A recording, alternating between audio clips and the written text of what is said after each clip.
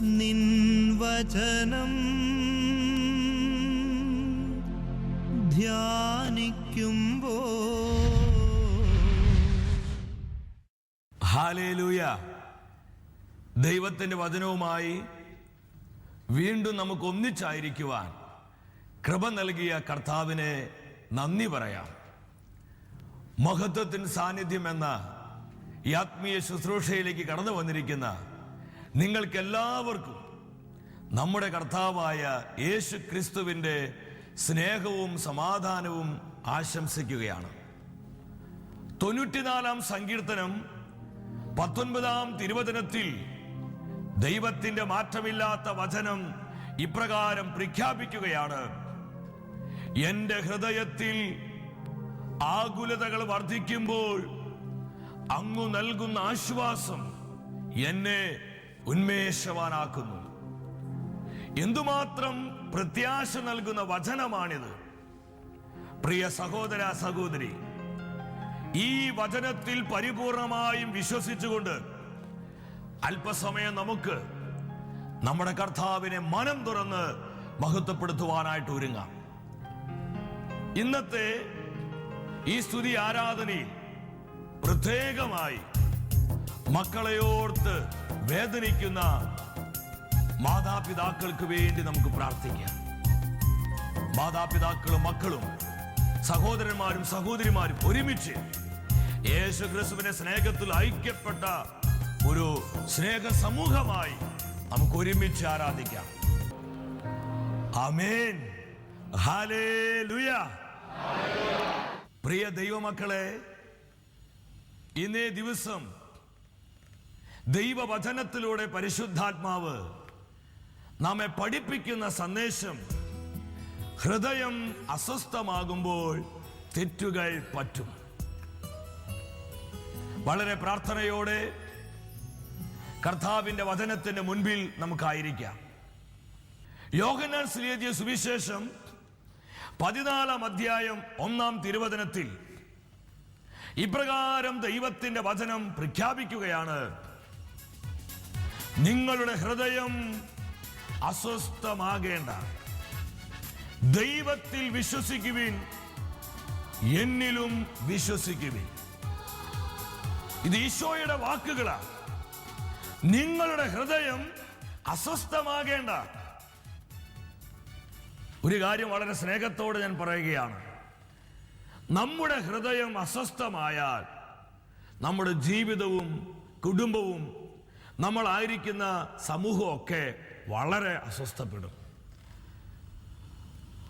ഹൃദയം അസ്വസ്ഥമായാൽ തെറ്റുകൾ പറ്റുവാനും കൂടുതൽ സാധ്യതയുണ്ട്. ഇന്ന് അനേകര് പല പാപങ്ങളിലേക്കും തെറ്റുകളിലേക്കും, ഇന്ന് പലരും നാശത്തിലേക്കും തകർച്ചയിലേക്കും കടന്നു പോകുന്നതിൻ്റെ ഒരു പ്രധാന കാരണം അവരുടെ ഹൃദയം വളരെ അസ്വസ്ഥമാണ്. ഇത് തന്നെയാണ് പരിശുദ്ധാത്മ നമ്മളെ പഠിപ്പിക്കുന്നത്. ഹൃദയം അസ്വസ്ഥമായാൽ തെറ്റുകൾ പറ്റും. പ്രഭാഷകന്റെ പുസ്തകം 30-ാം അധ്യായം 23-ാമത്തെ തിരുവചനത്തിൽ ദൈവത്തിന്റെ വചനപ്രകാരം പറയുന്നു: ദുഃഖമകറ്റി ഹൃദയത്തെ സന്തോഷിപ്പിക്കുക. ദുഃഖം അനേകരെ നശിപ്പിച്ചിട്ടുണ്ട്. എത്ര കൃത്യമാണ് ദൈവമക്കളെ ഈ വചനം! ദുഃഖം അനേകം ജീവിതങ്ങളെ, ദുഃഖം അനേകം കുടുംബങ്ങളെ, ദുഃഖം അനേകം വ്യക്തികളെ നശിപ്പിച്ചിട്ടുണ്ട്. ഈ വചനത്തിൽ നിന്ന് ഇന്ന് പരിശുദ്ധാത്മാവ് നമ്മുടെ ജീവിതങ്ങളോട് സംസാരിക്കാൻ പോവുകയാണ്. ഇത് നമുക്കുള്ള സന്ദേശമാണ്. നിയമാവർത്തന പുസ്തകം 34-10 വചനം പറയുന്നുണ്ട്: ദൈവത്തോട് മുഖാഭിമുഖമായി സംസാരിച്ച മോശയെ പോലെ മറ്റൊരു പ്രവാചകനെ ഇസ്രായേൽ ജനത പിന്നീട് കണ്ടിട്ടില്ല. ഫേസ് ടു ഫേസ് മോശ ദൈവത്തിന് മുഖം കണ്ടുകൊണ്ടാണ് പ്രാർത്ഥിച്ചിരുന്നത്. മോശ ദൈവത്തിന്റെ സാന്നിധ്യത്തിലാണ് ജീവിച്ചിരുന്നത്. ദൈവത്തിന് മഹത്വമേറിയ തേജസ്സിലാണ് മോശ ശുശ്രൂഷകൾ ചെയ്തിരുന്നത്. അത്രമാത്രം അനോയിന്റഡായ ശക്തനായ ഒരു വലിയ പ്രവാചകനായിരുന്നു മോശ. വീണ്ടും സംഖ്യയുടെ പുസ്തകം 12-ന്റെ 2-3 വചനത്തിലോട്ട് വരുമ്പോൾ കാണാൻ പറ്റും: സ്വർഗത്തിലെ ദൈവം, സർവജ്ഞാനിയായ ദൈവം തന്റെ പ്രവാചകനായ മോശയെ നോക്കി പറയുന്ന വലിയൊരു സാക്ഷ്യമുണ്ട്. ദൈവത്തിന്റെ അംഗീകാരമാണ്. ദൈവം അവിടെ എന്താ പറയുന്നത്? ഭൂമുഖത്ത് വെച്ച് എല്ലാ മനുഷ്യരെയും മോശ സൗമ്യനായിരുന്നു, വളരെ ശാന്തശീലനായിരുന്നു മോശ. എന്നാൽ പ്രിയ സഹോദര സഹോദരി, ഈ മോശയ്ക്ക് എന്താ സംഭവിച്ചത്? സംഖ്യായുടെ പുസ്തകം 20-ാം അധ്യായം 1-ാം വചനത്തോട്ട് വരുമ്പോൾ കാണാൻ പറ്റും. ഇസ്രായേൽ ജനം 1-ാം മാസം സീൻ മരുഭൂമിയിലെത്തി. അവർ കാദേശിൽ താമസിച്ചു. ഈ സ്ഥലത്ത് വെച്ച് മോശയുടെ പ്രിയപ്പെട്ട സഹോദരി മിരിയാം മരിക്കുകയാണ്. മിരിയാം മോശയുടെ വ്യക്തിപരമായ ജീവിതത്തിലും ശുശ്രൂഷ ജീവിതത്തിലും ഒരുപാട് സ്വാധീനം ചെലുത്തിയ ഒരു സഹോദരിയാണ്. അത്രമാത്രം ഒരു അറ്റാച്ച്മെന്റ് മോശയ്ക്ക് മിരിയാമോരോടുണ്ടായിരുന്നു. ഈ മിരിയാമിന്റെ വേർപാട് മാനുഷികമായി പറഞ്ഞാൽ മോശയെ ഒരുപാട് അസ്വസ്ഥനാക്കി. നിങ്ങൾ ശരിക്കും പരിശോധിച്ചോ? ഈ ഹൃദയം അസ്വസ്ഥമാക്കുമ്പോഴാണ് പലപ്പോഴും നമ്മൾ നെഗറ്റീവായിട്ട് ചിന്തിക്കുന്നത്. ഈ അസ്വസ്ഥമായിരിക്കുന്ന സമയത്താണ് ഇസ്രായേൽ ജനം, അവിടെ വെള്ളം കിട്ടാനില്ല, വളരെ ദാഹിച്ചു വരണ്ടിരിക്കുക അവരെ. ഇസ്രായേൽ ജനം മോശയെ നോക്കി പറഞ്ഞു, എടാ മോശേ, നീ എന്ത് പണിയാണ് ഞങ്ങളോട് കാണിച്ചത്? വാക്യം അവിടെ 4-ൽ അവിടെ ഇസ്രായേൽ ജനം പറഞ്ഞു, ഞങ്ങളും ഞങ്ങളുടെ കന്നുകാലികളും ഇവിടെ കിടന്ന് ചാകാൻ വേണ്ടി നിങ്ങൾ കർത്താവിന്റെ സമുഖത്ത് എന്തിന് ഈ മരുഭൂമിയിലേക്ക് കൊണ്ടുവന്നു എന്ന് പറഞ്ഞ് മോശയെ ഇസ്രായേൽ ജനം കുറ്റപ്പെടുത്തുകയാണ്. ഈ ദുഷിച്ച സ്ഥലത്തേക്ക് നയിക്കാൻ ഈജിപ്തിൽ നിന്ന് ഞങ്ങളെ കൊണ്ടുവന്നത് എന്തിന്? ഇത് ധാന്യമോ അത്തിപ്പഴമോ മുന്തിരിയോ മാതളപ്പഴമോ കിട്ടുന്ന സ്ഥലമല്ല, ഇവിടെ കുടിവെള്ളം പോലും ഇല്ല എന്ന് പറഞ്ഞ് ജനം പിറുപിറുക്കാൻ തുടങ്ങി, ജനം പരാതി പറയാൻ തുടങ്ങി. അല്ലെങ്കിൽ തന്നെ സഹോദരിയുടെ മരണം മൂലം മോശ വേദനിച്ചിരിക്കുക. ഈ വേദനയുടെ സമയത്താണ് ഇസ്രായേൽ ജനം ഇതുപോലെ പരാതിയുമായി, ഇതുപോലെ പിറുപിറുപ്പുമായി മോശയുടെ നേരെ കടന്നു വരുന്നത്. ശരിക്കും മോശയുടെ ഹൃദയം അസ്വസ്ഥമായി. മോശ എന്താ ചെയ്തത്? നിങ്ങൾ നോക്കിക്കണ്ടേ. Which one of you said that? Even at my sister's burial you complain. Can't I even... കണ്ടില്ലേ മോശ കാണിക്കുന്നത്? കണ്ടില്ലേ? Moses, they meant no harm. They simply... വളരെ അസ്വസ്ഥതയോടുകൂടി കുറ്റപ്പെടുത്തുന്ന വാക്കുകള് കോപാകുലനായി മാറുകയാ. Wine and you want... Where's the wonder at what you've already heard? Where's the wonder? Moses!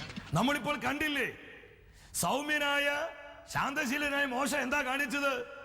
Israel ജനം തട്ടിക്കയറ കോപാകുലനായി, അവൻ ആകെ അസ്വസ്ഥനായി violent ആവുന്ന രംഗം നമ്മളിപ്പോൾ കണ്ടത്. കാരണം എന്താ? മോശയുടെ ഹൃദയം അസ്വസ്ഥമാകുന്നു. മനസ്സ് ദുർബലമായാൽ പിശാചിന് നമ്മളെ പെട്ടെന്ന് പാപത്തിലേക്ക് നയിക്കാൻ പറ്റും. സാത്താന് നമ്മളെ പെട്ടെന്ന് വശീകരിക്കാൻ പറ്റും. നമ്മുടെ ജീവിതത്തെ തകർക്കാൻ പറ്റും.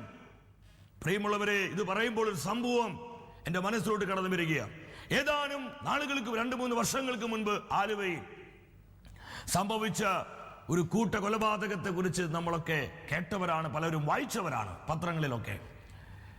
അതിൽ സജിത്ത് എന്നാണ് അവന്റെ പേര്. വളരെ മാന്യനായ ഒരു ചെറുപ്പക്കാരൻ, ദുശീലങ്ങളോ ദുസ്വഭാവങ്ങളോ ഇല്ലാത്തൊരു ചെറുപ്പക്കാരൻ. വീട്ടുകാർക്കും നാട്ടുകാർക്കും കൂട്ടുകാർക്കും എന്തിന്, അവൻ ജോലി ചെയ്യുന്ന ജോലി സ്ഥലത്തൊക്കെ അവനെ കുറിച്ച് എല്ലാവർക്കും നല്ല അഭിപ്രായം പറയാനുള്ളൂ. എന്നാൽ ഒരു ദിവസം വീട്ടിൽ അവരെല്ലാം ഒരുമിച്ച് കൂടിയിരിക്കുന്ന സമയത്ത് സജിത്തിന്റെ ഭാര്യ പെട്ടെന്ന് എന്തോ ഒരു കാര്യം പറഞ്ഞു. ഇത് പെട്ടെന്ന് അവന്റെ ഹൃദയത്തെ അസ്വസ്ഥമാക്കി. രോഷാകുലനായി സജിത്ത് പറഞ്ഞു, എനിക്ക് ചത്താ മതി, എന്തിനാ ഞാൻ ജീവിക്കണമെന്ന് പറഞ്ഞ് ഒരു നിമിഷത്തിൽ അത് സംഭവിച്ചേ അവന്റെ ഹൃദയം അസ്വസ്ഥമാവുകയാണ്, അവന്റെ മനസ്സ് ദുർബലമാവുകയാ. പെട്ടെന്ന് ഒരു കത്തിയെടുത്ത് പറഞ്ഞു, ഞാൻ സ്വയം കുത്തി മരിക്കാൻ പോവെന്ന് പറഞ്ഞ് അവനൊരു കത്തിയെടുത്ത് അവന്റെ നേരെ കുത്തി ഇറക്കാനായിട്ട് ഒരുങ്ങുകയാണ്. പെട്ടെന്ന് സജിത്തിന്റെ അമ്മ കയറി വന്ന് പിടിച്ചുകൊണ്ട് പറഞ്ഞു, മോനെ എന്നാണ് നീ കാണിക്കണേ, മോനെ നീ എന്താണ് കാണിക്കണെന്ന് പറഞ്ഞ് അമ്മ തട്ടിമാറ്റാൻ ഒരുങ്ങുന്ന സമയത്ത് ഇവൻ കുതിരി മാറിയതാ. ഈ കുതിരി മാറിയപ്പോൾ അവന്റെ കയ്യിലിരുന്ന ആ കടാര അമ്മയുടെ വയറിങ്ങനെ കീറി പൊളിച്ചു പോയി. അവൻ അറിയാതെ ചെയ്തത്, ആ വയറ് മുഴുവൻ കീറിപ്പോയി. അമ്മ താഴേക്ക് മറിഞ്ഞു വീണു. രക്തത്തിൽ പിടഞ്ഞ് അമ്മ അവിടെ പിടഞ്ഞ് മരിക്കുക. ഉടനെ സജിത്ത് ചിന്തിച്ചു, ഇതിനെ കാരണം എന്റെ ഭാര്യയല്ലേ, എന്റെ ഭാര്യയുടെ ആ വെറും വാക്കല്ലേ ഈ തകർച്ച, ഈ ദുരിതം ഈ കുടുംബത്തിൽ സംഭവിക്കാനുള്ള കാരണം എന്ന് പറഞ്ഞ് വേഗം ഭാര്യയെ ഓടിച്ചെന്ന് ഭാര്യയെ കടന്നു പിടിച്ച് ഭിത്തിയോട് ചേർത്ത് നിർത്തി ഭാര്യയെ കുത്തുകയാണ്. ഭാര്യ അങ്ങനെ കുത്തി കുത്തി അവളെയും കൊല്ലുകയാണ്. ഇത് കണ്ട് കരഞ്ഞുകൊണ്ട് നിൽക്കുന്ന വെറും 3 വയസ്സ് മാത്രം പ്രായമുള്ള തന്റെ പ്രിയപ്പെട്ട കുഞ്ഞ് അവൻ ചിന്തിച്ചു, ഇനി കുഞ്ഞിനെ മാത്രമായിട്ട് എന്തിനു അവശേഷിപ്പിക്കണേ, ഈ കുഞ്ഞു മരിക്കട്ടെ എന്ന് പറഞ്ഞ് ആ കുഞ്ഞിനെയും കുത്തുകയാണ്. ആ കുഞ്ഞും മരിക്കുകയാണ്. അതിനുശേഷം ഇനി ഞാൻ എന്തിനാ ജീവിക്കണേ, ഇനി എനിക്കൊരു ജീവിതം വേണ്ട, എല്ലാം തകർന്നല്ല, എല്ലാം നശിച്ചല്ലെന്ന് പറഞ്ഞ് ആ ചെറുപ്പക്കാരൻ തന്റെ കയ്യിലിരിക്കുന്ന കടാരിയെടുത്ത് അവന്റെ ദേഹത്ത് 14 കുത്തുകൾ കുത്തി. പക്ഷെ അവൻ അത്ഭുതകരമായിട്ട് രക്ഷപ്പെട്ടു. ഒരു സെക്കൻഡ് ഹൃദയത്തിലുണ്ടായ ഒരു അസ്വസ്ഥതയാണ് ഈ വലിയ കൊലപാതകത്തിനും തകർച്ചയ്ക്ക് കാരണമായിട്ട് മാറിയത്. സജിത്തിന് ഭാര്യ വീട്ടുകാരിൽ നിന്ന് അവനെ പൊന്നുപോലെ സ്നേഹിക്കുക, കാരണം അവനെ ഭാര്യ വീട്ടുകാർക്ക് അറിയാം. പ്രിയ ദൈവമക്കളെ, ഞാനിത് പങ്കുവെച്ച് മറ്റൊന്നിനു വേണ്ടിയിട്ടല്ല. നമ്മുടെ ഹൃദയത്തിൽ അസ്വസ്ഥതകൾ നിറയുമ്പോൾ എന്തുമാത്രം പരാജയത്തിലേക്കും തകർച്ചയിലേക്കുമാണ് ഇന്ന് എന്നെയും നിങ്ങളെയും അത് നയിക്കുന്നതെന്ന് നമ്മൾ കൃത്യതയോടെ തിരിച്ചറിയുക. ഇതാ മോശയ്ക്ക് പറ്റിയത്. എന്നാൽ അഹ്റോൻ മോശയുടെ കരം പിടിച്ച് ദൈവത്തിന്റെ സന്നിധിയിലേക്ക് കൊണ്ടുപോവുകയാണ്. നമുക്കതൊന്ന് നോക്കിക്കാണാം, എത്ര കൃത്യമായിട്ട് അവര് പോണത് നിങ്ങൾ നോക്കിക്കണ്ടേ. ഇതാ അഹ്റോനും മോശയും കൂടി പോടൂ. അവർ ദൈവത്തിന്റെ സന്നിധിയിൽ സാഷ്ടാംഗം ഇടുകയാണ്. ഈ പ്രതിസന്ധിയിൽ ദൈവമേ ഞങ്ങൾ എന്താ ചെയ്യേണ്ടത്, അവർ ദൈവത്തോട് ആലോചന ചോദിക്കുക. കർത്താവ് അവരോട് സംസാരിച്ചു. 7-ാമത്തെ തിരുവചനം, കർത്താവ് മോശയോട് പറഞ്ഞു, നിന്റെ വടി കയ്യിലെടുക്കുക, നീയും നിന്റെ സഹോദരൻ അഹ്റോനും കൂടി സമൂഹത്തെ വിളിച്ചുകൂട്ടി വെള്ളം പുറപ്പെടുവിക്കുവാൻ അവരുടെ മുൻപിൽ വെച്ച് പാറയോട് ആജ്ഞാപിക്കുക. പാറയോട് ആജ്ഞാപിക്കാൻ പറഞ്ഞു. എന്നാൽ 10-ാമത്തെ വചനത്തിൽ നമുക്ക് കാണുവാൻ പറ്റും, മോശ അഹ്റോനും കൂടി പാറയുടെ മുൻപിൽ ജനങ്ങൾ ഒന്നിച്ചു കൂട്ടി. നിങ്ങൾ ശരിക്കും നോക്കിക്കണ്ടേ, ദൈവം പറഞ്ഞ പാറയുടെ മുൻപിൽ ഇപ്പൊ മോശ നിൽക്കുക. ഇവിടെ ശ്രദ്ധിക്കേണ്ട ഒരു കാര്യമുണ്ട്. മോശ പാറയുടെ മുൻപിൽ നിൽക്കുമ്പോഴും മോശയുടെ ഹൃദയം അസ്വസ്ഥമായിരുന്നു, വളരെയധികം അസ്വസ്ഥമായിരുന്നു. ദൈവം പറഞ്ഞു, മോശ ആ പാറയോട് നീ ആജ്ഞാപിച്ചാൽ മതി, പാറയിൽ നിന്ന് ഈ ജനത്തിന് ആവശ്യമായ വെള്ളം ഞാൻ നൽകാം. എന്നാൽ 10-ാമത്തെ വാക്യത്തിൽ നമുക്ക് കാണാൻ പറ്റും, മോശയും അഹ്റോനും കൂടി പാറയ്ക്ക് മുമ്പിൽ ജനങ്ങൾ ഒന്നിച്ചു കൂട്ടി. മോശ പറഞ്ഞു, ധിക്കാരികളെ കേൾക്കുവിൻ. ഇതൊന്നും പറയാൻ ദൈവം മോശയോട് പറഞ്ഞിട്ടില്ലായിരുന്നു. ഭൂമുഖത്ത് വെച്ച് ഏറ്റവും സൗമ്യനായ മനുഷ്യനാ മോശ. ആ മോശയെ പറഞ്ഞ ധിക്കാരികളെ കേൾക്കുന്നൊക്കെ പറഞ്ഞ് ദൈവത്തിന്റെ പദ്ധതിയോടും ദൈവസ്നേഹത്തിന് വിരുദ്ധമായി മോശ പ്രവർത്തിക്കുക. എന്താ കാരണം? ഹൃദയം അസ്വസ്ഥമാണ്. ദൈവം ആജ്ഞാപിക്കാൻ പറഞ്ഞു. എന്നാൽ മോശ എന്താ ചെയ്തത്? ആ പാറയോട് ആജ്ഞാപിച്ചു, കമാൻഡ് ചെയ്തു. പക്ഷെ വെള്ളം വരുന്നില്ല. കാത്തു നിൽക്കാൻ മോശയ്ക്ക് മനസ്സില്ല. മോശ എന്താ ചെയ്ത? ദൈവിക പദ്ധതിക്ക് ഘടകവിരുദ്ധമായി ദൈവവചനത്തോട് മറുതലിച്ച് മോശ ചെയ്തു നോക്ക്. അവൻ ആ പാറയെ അടിക്കുകയാണ്. കണ്ടു ദൈവമക്കളെ, ആ പാറയ്ക്കിട്ട് മോശ അടിവെച്ചു കൊടുക്കുക.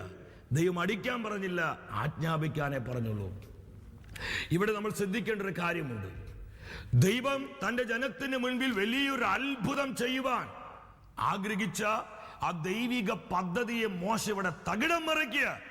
പലപ്പോഴും നമ്മുടെ ഹൃദയത്തിന്റെ അസ്വസ്ഥതകൾ നമ്മുടെ വ്യക്തിപരമായ ജീവിതത്തിലേക്കും നമ്മുടെ കുടുംബത്തിലേക്കും നമ്മുടെ പ്രിയപ്പെട്ട മക്കളിലേക്കും നമ്മുടെ ഭാര്യയിലേക്കും ഭർത്താവിലേക്കും സഹോദരന്മാരിലേക്കും സഹോദരിമാരിലേക്കും നമ്മുടെ സമൂഹ അംഗങ്ങളിലേക്കും വർഷിക്കപ്പെടുന്ന പല ആത്മീയ നന്മകളെയും തടസ്സപ്പെടുത്തുമാറ് നമ്മുടെ ജീവിതം പലപ്പോഴും വിലങ്ങത്തടികളായി നിലകൊള്ളാറുണ്ട്. എപ്പോഴാണെന്നറിയോ? നമ്മൾ അസ്വസ്ഥമാകുമ്പോൾ. ഇവിടെ മോശ പാറയ്ക്കിട്ട് അടിച്ചു. വീണ്ടും നിങ്ങൾ നോക്ക് എന്താ സംഭവിക്കുന്നത്. പക്ഷെ മോശയുടെ മുഖം നോക്കി നിങ്ങൾ 2-ാം പ്രാവശ്യവും മോശ അടിക്കുകയാണ്. ഹല്ലേലൂയ! വെള്ളം വരികയാണ്. മോശ അവിടെ പറയുന്നത് നിങ്ങൾക്ക് വെള്ളം തന്നത് ഞാനാണെന്ന്. പക്ഷെ അഹ്റോന് മനസ്സിലായി. ദൈവിക പദ്ധതിയോട് ഘടകവിരുദ്ധമായി മോശ മാറുകയാണ്. മോശയുടെ ജീവിതത്തിൽ ഏറ്റവും വലിയ പരാജയം ഇതായിരുന്നു. ദൈവത്തോട് മുഖാമുഖം സംസാരിച്ച മോശ, ഏറ്റവും ഭൂമുഖത്ത് വെച്ച് ഏറ്റവും സൗമ്യനായിരുന്ന മോശ, ദൈവം വാഗ്ദാനം ചെയ്ത ആ വാഗ്ദാന ദേശത്ത് കാലുകുത്തുവാൻ മോശയ്ക്ക് സാധ്യമായില്ല. തന്റെ ഹൃദയം അസ്വസ്ഥമായപ്പോൾ ആ ഹൃദയത്തിന്റെ അസ്വസ്ഥത എന്തുമാത്രം വലിയ നാശത്തിലേക്കും തകർച്ചയിലേക്കും പരാജയത്തിലേക്കുമാണ് മോശ എത്തിച്ചത്. സഹോദര സഹോദരി, ഇത് എനിക്കും നിനക്കുമുള്ള കർത്താവിന്റെ സ്വരമാണ്. ഇത് നമ്മോടുള്ള സ്വർഗത്തിന്റെ ദൂതാണിത്. മോശയ്ക്ക് പറ്റിയത് ദൈവമക്കളെ നമുക്ക് പറ്റരുത്. കർത്താവിനെ ആശ്രയിക്കണം. ഏത് പ്രതികൂലങ്ങളിലും ഏത് പ്രതിസന്ധികളിലും നമ്മുടെ ഹൃദയത്തെ അസ്വസ്ഥമാക്കുവാൻ നമ്മൾ ഒന്നിനെയും അനുവദിക്കരുത്. ദൈവവചനത്തിന് വിരുദ്ധമായി മോശ പ്രവർത്തിച്ചപ്പോഴും ദൈവം ഒരു അത്ഭുതം പ്രവർത്തിച്ചു. ഇതാണ് ദൈവത്തിന്റെ കരുണ. പലപ്പോഴും നമ്മുടെ ധാരണ, നമ്മൾ തെറ്റ് ചെയ്തിട്ടും പാപം ചെയ്തിട്ടും ദൈവവചനത്തോട് മറുതലിപ്പ് കാണിച്ചിട്ടും ദൈവം പ്രവർത്തിക്കുന്നുണ്ടല്ലോ, അപ്പൊ ഇതൊന്നും വലിയ കുഴപ്പമില്ല, കുറച്ച് അത് ചെയ്താലും കുറച്ച് ഇത് ചെയ്താലും അല്ലറ ചില്ലറ പാപങ്ങൾ ചെയ്താലും ദൈവത്തിന്റെ വചനത്തെ നമ്മൾ കോംപ്രമൈസ് ചെയ്താലും ദൈവം പ്രവർത്തിക്കുമെന്നുള്ള ഒരു തെറ്റായ ബോധ്യം അനേക ഹൃദയങ്ങൾക്ക് ഇന്ന് പിശാച് പകർന്നു കൊടുക്കുന്നുണ്ട്. ഇവിടെ ദൈവം ഇടപെട്ടത് മോശയുടെ വിശുദ്ധിയിലല്ല, മോശയുടെ വിശ്വാസത്താലല്ല. ഇത് ദൈവത്തിന്റെ കരുണയാ, തന്റെ ജനത്തോടുള്ള ദൈവത്തിന്റെ കമ്പാഷൻ, ആ മനസ്സലിവാണ് ഈ അത്ഭുതം പ്രവർത്തിക്കുവാൻ ദൈവത്തെ നിർബന്ധിതമാക്കിയത്. ഹല്ലേലൂയ. അവസാനം മോശ കർത്താവിന്റെ സ്വരം കേൾക്കും. ആ സമാഗമ കൂടാരത്തിൽ വെച്ച് ദൈവം മോശയോട് പറയും, നിങ്ങൾ നോക്കിക്കാണ്. എന്താ മോശയോട് പറയണമെന്നറിയോ? സംഖ്യയുടെ പുസ്തകം 20-ാമത്തെ അധ്യായം, അവിടെ വാക്യം 12, ഇസ്രായേലിൽ എന്റെ വിശുദ്ധി നിങ്ങൾ വെളിപ്പെടുത്താത്തത് കൊണ്ട് ഈ ജനത്തിനെ ഞാൻ കൊടുക്കുന്ന ദേശത്തെ ഇവരെ എത്തിക്കുന്നത് നിങ്ങളായിരിക്കുകയില്ല. വാഗ്ദാന ദേശത്ത് കാലുകുത്തുവാൻ മോശയ്ക്ക് കഴിഞ്ഞില്ല. അകലെ വെച്ച് നെബോ മലയിൽ വെച്ച് അത് നോക്കിക്കാണുവാനേ മോശയ്ക്ക് കഴിഞ്ഞുള്ളൂ. എന്താ ദൈവമക്കൾ ഇതിന്റെ കാരണം? മോശയുടെ ഹൃദയം അസ്വസ്ഥമായപ്പോൾ അവന്റെ ജീവിതത്തിൽ വലിയ വീഴ്ച അവന് സംഭവിക്കുകയാണ്. പ്രിയ സഹോദര സഹോദരി, ഇന്ന് അനേകരുടെ വീഴ്ചയ്ക്ക് കാരണം, പതനത്തിന് കാരണം, തകർച്ചയ്ക്കും ദുരിതത്തിനും ദുഃഖത്തിനും കാരണം ഹൃദയത്തിൻ്റെ അസ്വസ്ഥതയാണ്. ഇന്ന് ഏത് പാപത്തിൻ്റെയും പുറകിൽ ഈ അസ്വസ്ഥത നമുക്ക് കാണാൻ പറ്റും. ഹൃദയത്തിൽ സ്വസ്ഥത അനുഭവിക്കുന്ന ഒരു വ്യക്തിക്കും പാപം ചെയ്യാൻ സാധിക്കുകയില്ല. ദൈവം ആഗ്രഹിക്കുന്ന ജീവിതത്തിലോട്ട് നമുക്ക് കടന്നു വരാം. കർത്താവ് അതിനായി നാം എല്ലാവരെയും സമൃദ്ധമായി അനുഗ്രഹിക്കും.